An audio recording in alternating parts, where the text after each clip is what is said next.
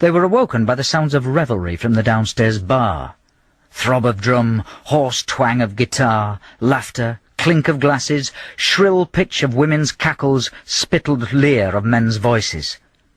They looked at each other and raised their eyebrows. Without speaking, they stood up, straightened their clothing, and made for the bedroom door. Cries, yells, shouts. They're probably eating each other, Carter. They went down the expectant stairs and entered the bar. It was packed. Before Carter Brandon could move 2 paces, a tall young woman with blonde hair, wide hips, and pouched, moist lips clasped him tightly round the waist and said, "So you're our visitor, are you?" Yes. Oh, lucky old you. You are? Don't you know about the traditions of Kindlewood night? No. Well then, come on home with me right now and I'll be only too happy to show you. This way, my sweet, this way. Hold on. I'm with my uncle. He's an old soldier, is my uncle. He once got knocked down by a wheelbarrow in Warrington, did my uncle. Oh, I shouldn't worry about him, my darling. I think he's in extremely good hands now, don't you? She pointed to Uncle Mort, who was struggling deep in the sticky embrace of a stout, middle-aged lady with ginger hair, bristling corsets and dangling earrings. As I said, my sweet, he's in good hands, and so will you be when I get you back home. This way. Don't be shy. You're in the country now. Uncle Mort, grappling furiously with his newfound companion, looked on helplessly as his nephew was led outside. Carter, don't leave me, Carter. The woman clamped her lampreyed lips on his right cheek and sucked at it furiously. What the hell do you think you're doing, woman? Keep over. I'm an old-age pensioner. Your suspenders are digging into me pullover and God knows what they're doing to me singlet. Give up, keep over. He struggled more violently, but the grasp of the woman was limpet strong, and her lips slucked over his neck, and her fingers kneaded deep into his rib cage. The landlord came up, bearing a large, ornate silver bowl.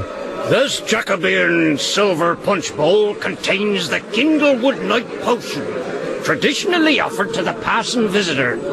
History relates that he who consumes the beverage in a state of distress vanishes forthwith. All woes and bodily vapours and... Bugger the bodily vapours. Give us a swick of the grog. The landlord ladled out a pewter mug of deep, steaming, coiling aromatic liquid. Uncle Mort downed it in a single gulp. He drank 3 more helpings in similar fashion. His whole body relaxed. His tongue rippled. His skin glowed. Deep inside him a warm red voice crooned to him and sang to the roof of his mouth. Tomtits built soft downy nests in the sweet-scented rafters of his mind. There. There's no need to fight it now, is there, my old lovely? What? You what, missus? It's Kindlewood night, see? And you knows what happens on Kindlewood night, don't you? Yes, you all go to the woods and fix each other's central heating. No, my lovely, you got it wrong. On Kindlewood night, if a visitor arrives in our village, then the first maid what claims him has the right to his favours for the whole of the night and through the dawn of the following morn, provided she can make him last that long. I see. Well, don't make a bugger out of me bus pass, will you? You're from the north, aren't you? That's right, missus. Oh, I once took a northerner on Kindlewood night. It was 1958, look. He was a squaddy from the Royal Army Corps of Damaged Spectacles. What? He was an optician's assistant, look. Miserable devil he was. Didn't want to let himself go, see? That's the trouble with all you northerners. You never want to let yourselves go. I do. I want to clear off right now. He rose to his feet, but at once he staggered and fell back into the woman's arms. Red, steaming draughts of skull-crushing liquid. Pinches, swirling fingers, spin of room, snap of elastic, blast of fresh air, stagger across village green, lurch and tumble in graveyard, giggles, cackles, stars, swirling planets, night birds trilling. Close your eyes, my lovely boy.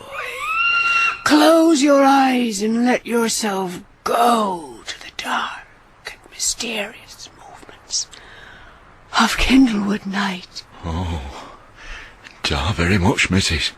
And then he fell asleep. When he awoke in the bedroom of the pub next morning, he said, I had a rum old dream last night, Carter. So did I. What was yours about? Well, I dreamed I was in the wood with this fat, exceedingly ugly, ginger-haired woman, with pink eyelids and not enough fillings in her teeth, and Hey? Suddenly he sat up in bed. He ran his hands all over his body. There was panic in his eyes. Fear flickered across the brim of his oilcloth cap. And then he sighed a long, slow groan of relief. Oh, thank God for that. It's still intact. What is? The old age pensioners' bus pass. Do you know something, Carter? What? I never knew natural history could be so interesting.